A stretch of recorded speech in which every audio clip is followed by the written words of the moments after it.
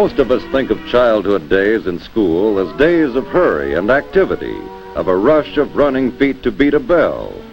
But there are many children, perhaps more than we realize, for whom the excitement of a day at school must take a more careful pace. What of these children? For like the rest, they must learn. These must have a place beside their brothers and sisters in their adult life. Yet because of their special problem, there is no place for them in the regular, normal school program. It was to serve the needs of children such as these that the Industrial School for Crippled Children was founded in 1893 by Dr. Edward H. Bradford and Dr. Augustus Thorndike and others. The ideals and purposes of the founders that education, special care, and sufficient training be given to crippled children offered an inspiring framework on which to build. As the years passed, the school expanded its facilities and programs, filling the needs of crippled children regardless of race, creed, color, or economic level. Its success is a tribute to its many friends and dedicated staff.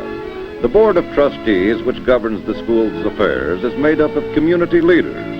Their interest has inspired the support of private individuals whose gifts and legacies, the school's major source of income, make its program available to the children completely without charge. Initial visits enable the superintendent to determine the advisability of enrollment in the school. This is based on 3 requirements. First, is the child educable? To determine this, the school's clinical psychologist interviews and tests the child to make sure the child has the mental capacity and is ready for a full-day program. At regular intervals after admission, psychological interviews are held for checkups on progress.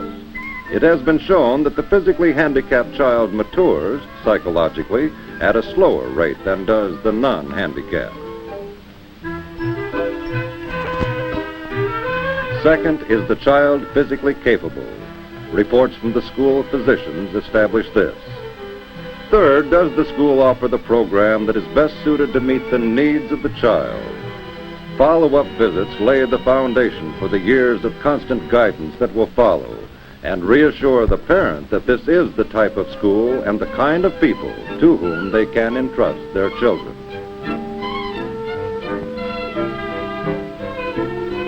A great part of this special consideration is transportation. Children from every section of Greater Boston and surrounding towns are enrolled in the school's day program. Distance is limited only by the ability of the child to be transported. Most are called for and brought home by private bus, an exciting adventure in itself. Some are transported by taxicab. Next to salaries, transportation is the greatest item of cost in the school's budget.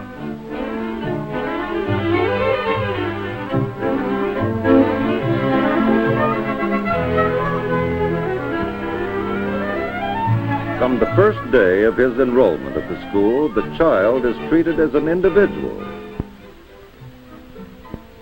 The transition from the environment of the home to the atmosphere of the school must be gradual. The staff must have an opportunity to study the child's condition, and the child must have an opportunity to adjust to his new surroundings. Gradually, he learns to take his place in a group, to play and work together. For play is learning too. As his mind is taught, so is his body taught to respond to his will. Throughout his stay at the school, therapy is interwoven with another craft taught at the Industrial School for Crippled Children, a craft developing special skills.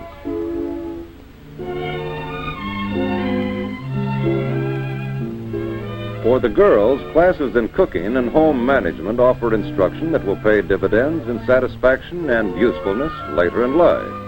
After learning the simpler tasks, the girls plan, complete meals, prepare them from start to finish, and serve them in the cooking school dining room. In the sewing classes, each girl is trained to work from patterns, to cut and baste the cloth, and to finish the garment in its last detail. The feeling of achievement when it is done can be worth far more than the money she has saved or earned. To meet the changing needs and demands of today's world of employment, the vocational training programs are constantly being expanded. Comprehensive courses in math, electricity, drafting, and electronics develop new skills. Projects in design, layout, and production techniques are suggested by visiting consultants from major electronics concerns. A complete range of subjects, from soldering to troubleshooting, is covered in this 4-year program. Any one of the many phases of this work may prove to be the subject for specific further study or employment for the student in this expanding field. Field trips to many local business establishments are an important part of a 4-year work experience program that has been established to develop desirable work habits and attitudes.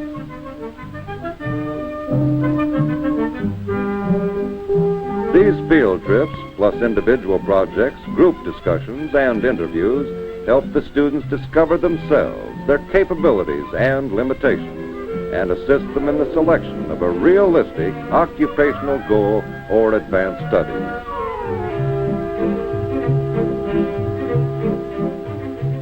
For both boys and girls, office training goes hand in hand with the high school curriculum. A comprehensive course in commercial subjects develops proficiency in office and business techniques. Modern machines and up-to-date training prepare the students for secretarial, bookkeeping, and other office positions.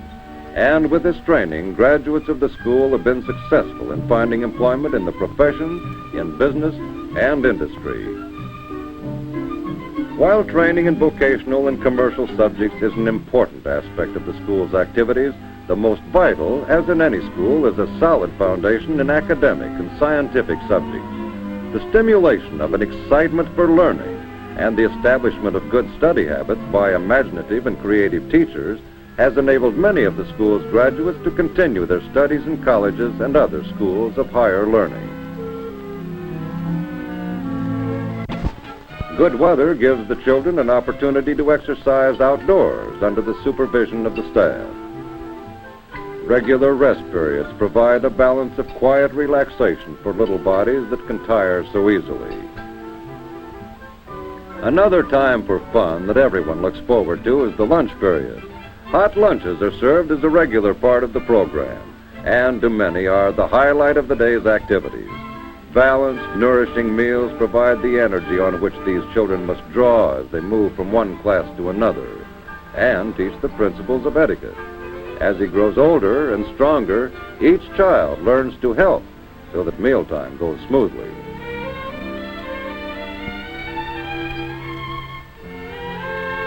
There is still another field of pleasure to be explored, the pleasure to be found in music. Those who desire it can learn to play an instrument under competent, considerate teachers. The stage offers opportunities for all children to satisfy an inner urge to play act, and at the same time add to their training. Plays are presented throughout the school year and at graduation time.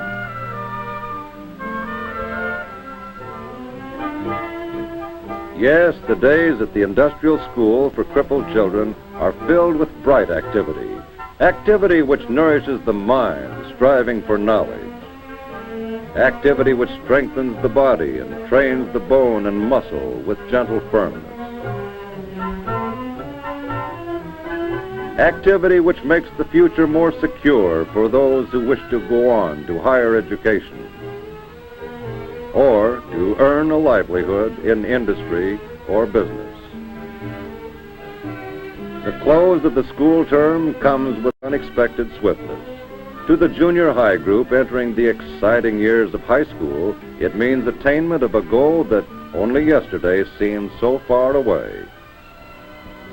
To the seniors on the stage, where graduation exercises have been held through the many years before, the award of the athletic trophy, the alumni scholarships, the prize for excellence in home economics, and prizes for academic achievement are symbols of progress of which the entire school can be proud.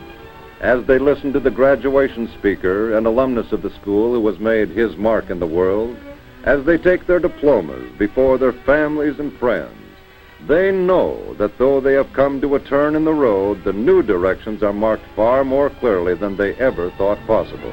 The Industrial School for Crippled Children has prepared them well to meet the challenge for tomorrow. And they can meet that challenge with courage and determination and pride.